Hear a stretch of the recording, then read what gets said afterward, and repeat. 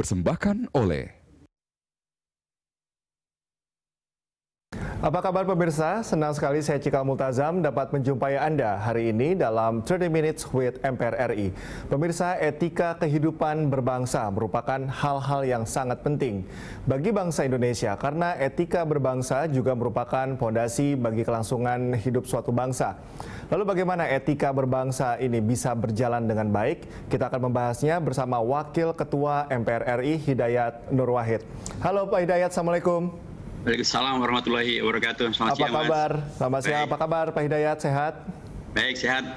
Jadi saya rekan-rekan semuanya. Iya, alhamdulillah sehat juga Pak Hidayat. Pak Hidayat, saya masih ingat terakhir berbincang dengan Pak Hidayat ini pada saat bulan Ramadan tahun lalu ya, kita membahas mengenai bagaimana berbangsa menjaga ketertiban, kemudian kondusivitas berbangsa di bulan Ramadan. Nah, saat ini juga ya kita akan membahas itu, Pak Hidayat. Ini kan pada tanggal 11 November ya. Ini kan diadakan konferensi 2 etika berbangsa. Apakah sudah ada hasil rumusannya, Pak Hidayat? Ya, baik. Jadi MPR pada hari Rabu tanggal 11 November minggu yang lalu menyelenggarakan konferensi nasional yang kedua tentang etika kehidupan berbangsa. Itu adalah kelanjutan daripada konferensi pertama yang diselenggarakan tahun 2017 yang lalu. Karena ini melibatkan beberapa lembaga, melibatkan Komisi Yudisial, melibatkan DKPP, juga melibatkan beberapa pakar dari beragam pihak. Rupanya mereka masih dalam proses untuk menyiapkan rumusan akhir daripada rekomendasi-rekomendasi yang mereka sepakati. Tapi secara prinsip itu bisa kita lihat dari apa yang disampaikan oleh Ketua MPR bahwa tujuan dan yang akan dihasilkan dari konferensi nasional yang kedua tentang etika kehidupan berbangsa itu adalah yang pertama adalah menyegarkan kembali dan melakukan sosialisasi tentang masih berlakunya TAP MPR nomor 6 tahun 2001 tentang etika kehidupan berbangsa. Itu penting untuk selalu dikomunikasikan sehingga kita berada dalam posisi awareness yang bagus ya. Nomor 2, ini juga untuk mendorong dan menguatkan kepada DPR dan pemerintah untuk bisa menghadirkan 2 undang-undang, yaitu undang-undang tentang etika jabatan publik dan undang-undang tentang peradilan etika. Dan yang ketiga adalah untuk mengokohkan kemauan dan sekaligus kemungkinan untuk kolaborasi dan kerjasama antara lembaga-lembaga penegak etik yang sudah ada di masing-masing lembaga. Kita tahu di MPR, di DPR sudah akan dibentuk Mahkamah Kehormatan Majelis. Di DPD ada Dewan Kehormatan Mahkamah Kehormatan Dewan. Itu di DPR ya, dan di DPD juga ada DPD. Dan untuk pemilu ada DKPP gitu ya, dan untuk hakim ada Komisi Yudisial. Di Mahkamah Konstitusi juga ada lembaga yang secara khusus juga mengelola tentang etika para hakim dan atau para komisioner di KPK. Jadi seluruh lembaga-lembaga ini kita berharap bisa melakukan suatu sinergi dengan difasilitasi oleh MPR sebagai lembaga yang membuat TAP MPR nomor 6 tahun 2001. Supaya dengan itu maka kita menghadirkan bukan hanya simbolisasi tapi juga kerja nyata gitu ya, yang kemudian akan menguatkan seluruh pihak di seluruh lembaga negara sampai nanti DPR bisa membentuk undang-undang tentang etika jabatan publik dan juga tentang etika peradilan etik, tentang undang-undang tentang peradilan etik itu. Oke, komunikasi dengan DPR sejauh ini bagaimana Pak Hidayat sampai akhirnya nanti bisa kapan targetnya sampai bisa dalam tahapan pembahasan RUU misalnya, Pak Hidayat? Ya, jadi kalau untuk pembuatan undang-undang tentu kita mengetahui ada tahapannya gitu ya. Dia bisa diusulkan oleh DPR melalui fraksi dan atau melalui anggota DPR. Bisa juga diusulkan dari luar ya kepada DPR. MPR misalnya bisa saja MPR mengusulkan. Sekalipun nanti prosesnya tetap harus melalui mekanisme di Balek dan kemudian dibahas di Balek dan pihak-pihak di fraksi-fraksi yang terkait. Jadi secara prinsip karena kemarin juga DPR diundang dan termasuk yang mewakili DPR adalah dari Mahkamah Kehormatan Dewan, tentu komunikasi ini secara prinsip sudah dibuka gitu ya, dan secara prinsip DPR juga bisa memahami tentang kepentingan daripada undang-undang ini karena mereka sendiri sudah mempunyai juga Mahkamah Kehormatan Dewan. Tinggal lagi memang kita tahu bahwa sekarang selain daripada era COVID-19 yang sudah sedang berjalan, kita tahu juga bahwa banyak rancangan undang-undang yang sudah masuk lebih dahulu gitu ya. Sementara ada juga rancangan undang-undang yang segera menyusul di tahun 2021 dan begitu seterusnya. Kita akan komunikasikan lebih intensif tentu saja kepada pimpinan DPR dan kepada Balik supaya nanti rancangan undang-undang ini bisa dimasukkan kepada prioritas. Tapi perkiraan saya untuk 2021 juga belum bisa ya, karena kan untuk 2021 akan dibahas dalam waktu masa sidang terakhir ini. Mungkin tidak mengejar, tapi intinya saya kira itu bisa dipersiapkan sehingga tahun 2022 nanti bisa masuk ke dalam prioritas yang bisa dibahas di DPR. Oke, Pak Hidayat, kalau kita bicara mengenai etika berbangsa, sebetulnya bangsa Indonesia ini punya modal yang kuat ya. Mulai dari kita punya norma agama, kita punya norma kebudayaan. Sebetulnya secara masyarakat kita punya karakteristik yang sangat kuat untuk menjadi bangsa yang berkarakter kuat begitu. Anda melihat saat ini nilai-nilai kearifan lokal atau local wisdomnya apakah sudah memudar atau hanya mungkin penyaringan kebudayaan yang tidak terlalu baik sampai akhirnya karakter bangsa seperti hilang begitu. Anda melihatnya seperti apa dari MPR sendiri? Ya, kami melihat bahwa kita sangat beruntung ya, kita diwarisi oleh para founding mothers tentang etika kehidupan berbangsa dan bernegara yang kemudian dipatrikan di dalam Sumpah Pemuda, dipatrikan di dalam pembukaan Undang-Undang Dasar, dipatrikan dalam Pancasila, dipatrikan dalam Undang-Undang Dasar, dipatrikan dalam NKRI, dipatrikan dalam Semboyan Bhinneka Tunggal Ika gitu. Itu semuanya sesungguhnya merupakan simbol-simbol besar tentang apresiasi dan sekaligus kemampuan bangsa Indonesia untuk merawat dan menghadirkan etika local wisdom menjadi national wisdom untuk kemudian bisa kita sepakati bahkan menjadi ideologi negara, dasar negara, konstitusi negara, bentuk negara gitu ya, dan bahkan jadi sesuatu yang diperjuangkan secara bersama-sama. Itu satu hal yang sangat-sangat luar biasa. Makanya mengapa kemudian MPR juga melakukan sosialisasi 4 pilar MPR RI, karena diantaranya adalah bahwa 4 pilar MPR RI itu adalah bagian daripada local wisdom yang menjadi national wisdom, yang menjadi state wisdom, yang menjadi pegangan kita semuanya untuk mengisi kehidupan berbangsa dan bernegara di waktu-waktu yang sekarang dan yang akan datang. Karena tidak aneh kalau di Undang-Undang Dasar kita di pasal 32 ada penegasan tentang bahwa negara memajukan kebudayaan nasional Indonesia di tengah peradaban dunia. Jadi kebudayaan nasional kita ya itu salah satu diantaranya muncul dalam local wisdom yang menjadi national wisdom. Kalau kita bicara tentang misalnya ya di antara local wisdom kita adalah tentang bermusyawarah misalnya. Itu kan ada di setiap daerah pasti ada itu. Bahkan kalau kita di MPR di gedung MPR itu kita buat semacam diorama tentang bagaimana bangsa Indonesia melakukan musyawarah.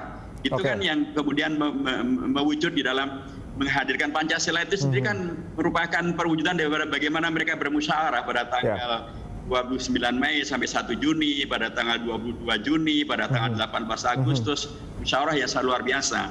Latar belakang mereka yang beragam-beragam, tidak menghadirkan diktator minoritas atau diktator mayoritas, tidak menghadirkan menang-menangan, menghadirkan etika yang luar biasa. Mereka ada dari Jawa, ada dari luar Jawa, ada yang Muslim, ada yang non-Muslim, ada yang dari partai, ada non-partai, ada dari ormas, ada. Mereka kemudian bisa bersama-sama. Itu suatu etika yang sangat luar biasa. Dan kalau misalnya local wisdom harus diterjemahkan kepada national wisdom, artinya harus ada pejabat juga yang harus beretika berbangsa. Tapi kita akan bahas dengan Pak Hidayat usai jeda. Dan pemirsa, 30 Minutes with MPR RI akan kembali setelah yang satu ini. Tetaplah bersama kami.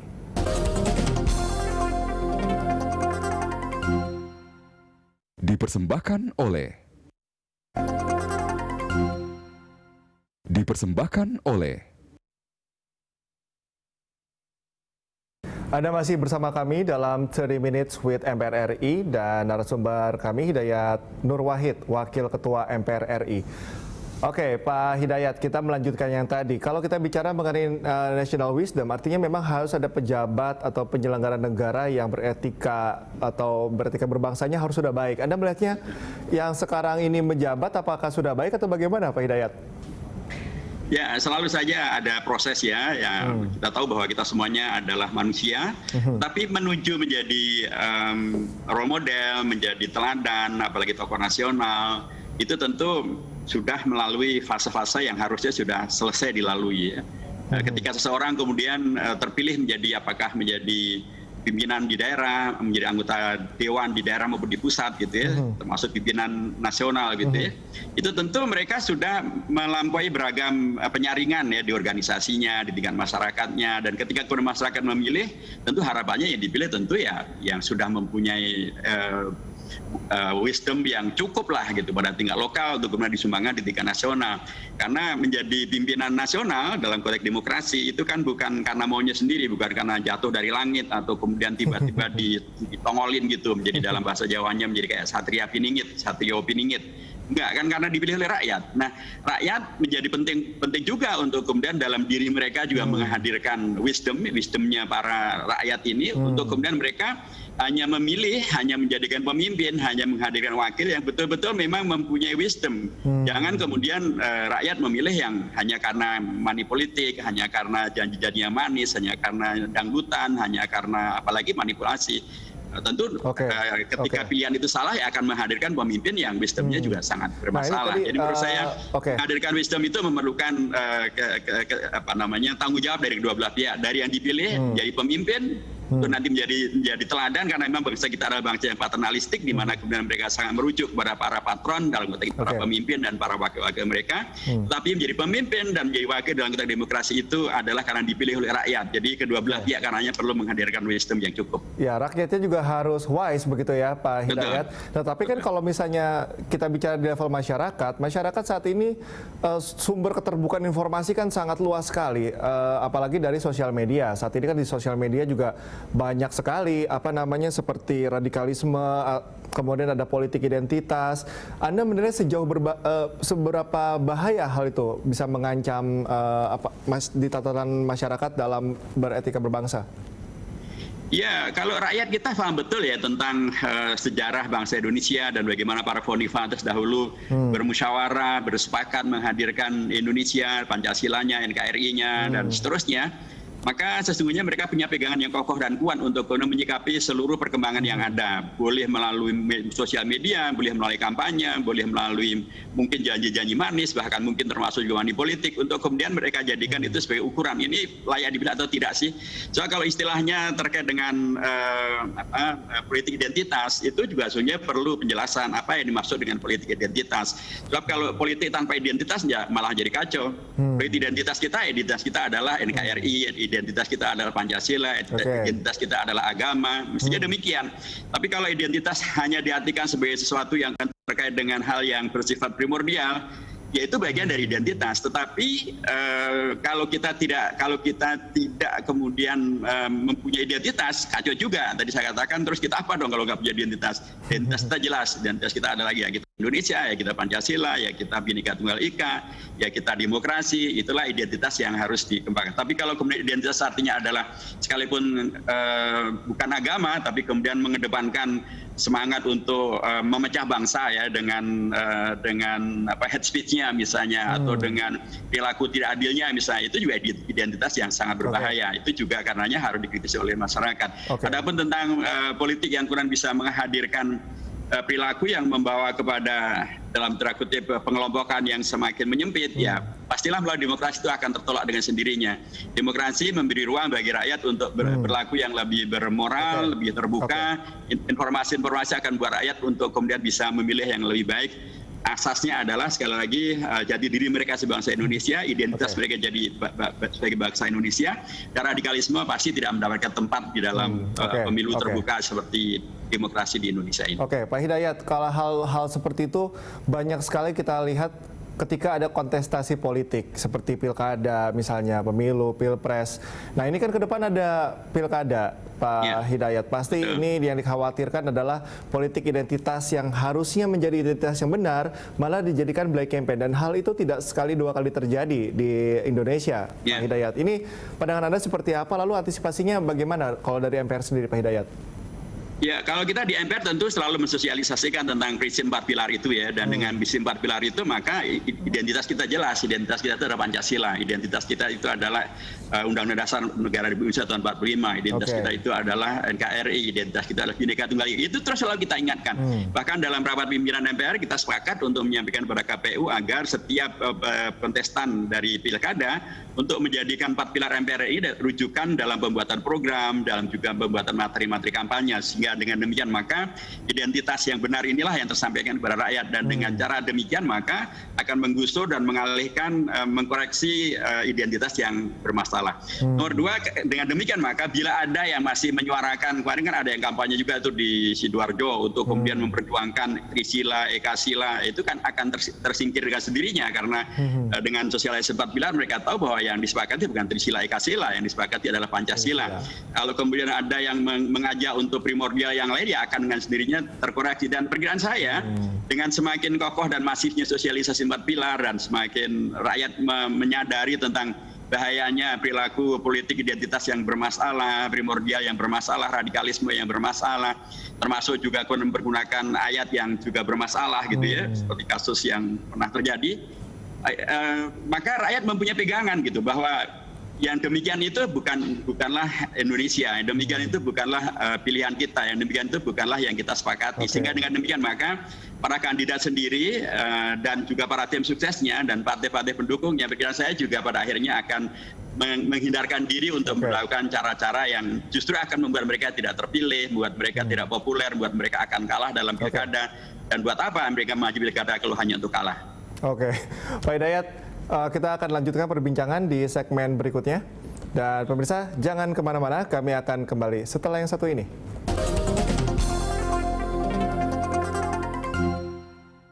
Dipersembahkan oleh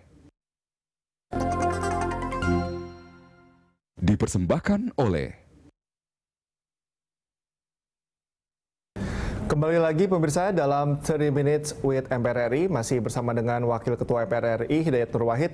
Pak Hidayat, ini kalau kita bicara mengenai sosialisasi 4 pilar MPR kepada masyarakat, ini kan saat ini juga kita ada situasi yang tidak mendukung, yang tidak bisa ditolak, adanya pandemi COVID-19, kemudian berdampak kepada sosial ekonomi. Bagaimana MPR tetap mensosialisasikan 4 pilar tersebut di tengah pandemi ini agar bisa tersampaikan dengan baik, Pak Hidayat?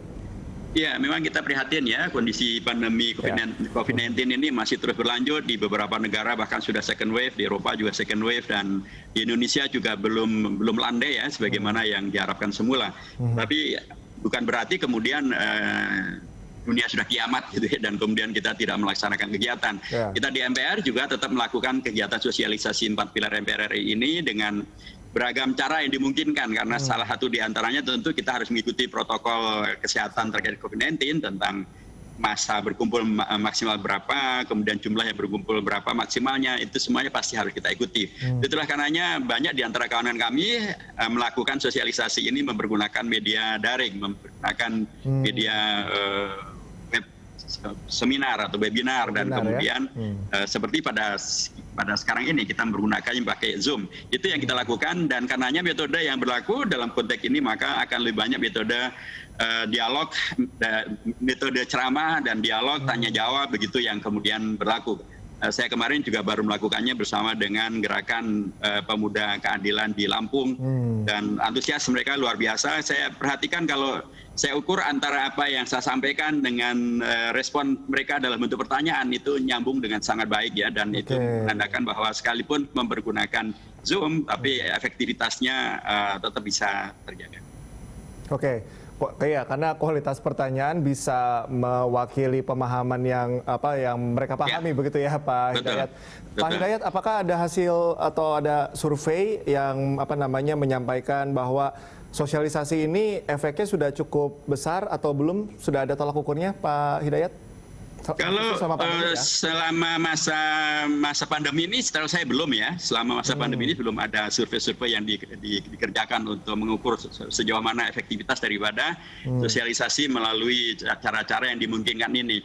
Kalau tahun-tahun sebelumnya itu ada survei-survei yang dikerjakan ya, termasuk kita kan juga mempergunakan metode outbound ya, atau metode training of trainer gitu, sehingga kemudian kegiatan itu lebih fokus lagi, lebih banyak lagi waktunya, bisa hampir 3-4 hari dengan peserta yang betul-betul terukur ya, sehingga kemudian mereka akan betul-betul memahami untuk menjadi trainer pada periode berikutnya.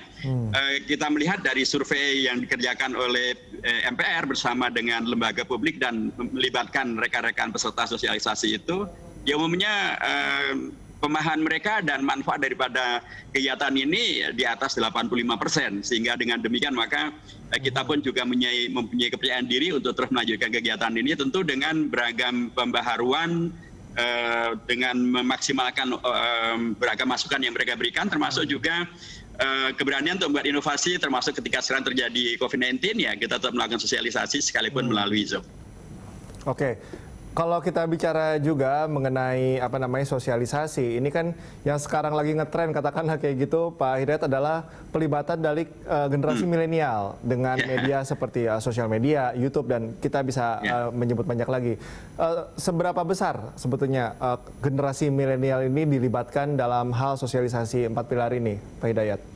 Ya, ini terutama terobosan yang luar biasa dari Pak Ketua kami ya pada periode ini, Pak Bambang Susatyo. Beliau luar biasa melibatkan kalangan influencer, milenial yang sangat top gitu. Ada Atta Halilintar juga dilibat, Irfan Hakim juga dilibatkan, Ayu Ting Ting dan lain sebagainya. Itu beliau libatkan, termasuk juga Raffi Ahmad dilibatkan gitu ya. Itu dahsyat betul ya. Tapi memang kami belum melakukan survei ya sejauh mana kemudian itu berdampak lebih kuat lagi di dalam menghadirkan pemahaman yang lebih kuat terhadap 4 pilar ini. Bahkan beliau juga, karena beliau juga dari komunitas motor Indonesia, komunitas motor gede dan komunitas para pengemudi, itu juga kan dilakukan sosialisasi dengan mereka ya. Dan salah satu motornya adalah bahwa 4 pilar ini agar ada juga di jalanan gitu, bersama dengan para pengemudi, para pemotor besar, bersama dengan para pemotor. Nah, kalau itu betul-betul bisa dilaksanakan, itu memang akan memberikan dampak yang sangat dahsyat, karena salah satu masalah kita kan juga memang di jalanan gitu ya, yang namanya tawuran lah, yang namanya melanggar aturan, yang namanya kemacetan. Kalau kemudian nilai-nilai itu ada, maka masalah-masalah sosial yang ada di masyarakat itu akan mendapatkan solusinya. Oke, Pak Hidayat, ini mungkin terakhir, apa mungkin himbauan dari Pak Hidayat Nur Wahid dari MPR juga begitu, agar nanti masyarakat ketika dikatakan 4 pilar kebangsaan tidak hanya oh iya tahu, tapi juga secara otomatis bisa menerapkan langsung di kehidupan sehari-hari. Bagaimana Pak Hidayat? Ya, saya harus ingatkan bahwa 4 pilar kebangsaan ini sesungguhnya juga tidak jauh ya dengan adat kebudayaan kita yang baik, tidak jauh dengan ajaran agama kita yang kita yakini. Maka karenanya ketika kita bicara tentang agama, adat, kebudayaan, dan kita bicara tentang berbangsa kita, sesungguhnya itu adalah ada jalinan yang sangat kokoh dan kuat. Karenanya jangan pernah kemudian Anda memisahkan gitu ya antara berbangsa kita dengan beragama kita, dengan berbudaya kita. Itu kita adalah satu. Jadi karenanya kalau kita bicara tentang kita sebagai Indonesia, kita sebagai umat beragama, kita sebagai masyarakat yang berbudaya, sesungguhnya kita juga sedang melaksanakan 4 pilar MPR RI. Oke, itulah yang harus dimaknai oleh setiap warga negara ya. Terima kasih Pak Hidayat Nur Wahid atas waktunya bersama kami. Tetap semangat dan sehat selalu. Oke, makasih. Jazakumullah khair. Ya, pemirsa, demikian 30 Minutes with MPR RI. Atas nama seluruh kerabat kerja yang bertugas, saya Cika Multazam undur diri. Terima kasih. Sampai jumpa.